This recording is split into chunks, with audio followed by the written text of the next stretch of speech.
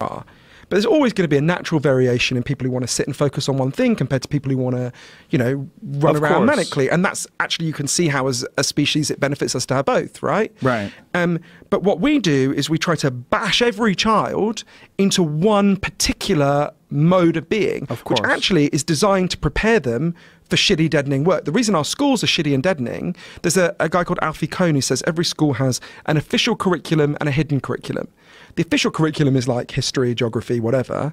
And the hidden curriculum is, this is what we're training you to put up with in your life, right? Right. And if you've got a society where 87% of people don't like their work and you're almost twice as likely to hate your job as love your job, part of the job of the school system will be to deaden children so they learn you've got to fucking sit there and shut up and do what you're told, right? So that's not a malfunction of the system, that's an unconscious function of the system, right?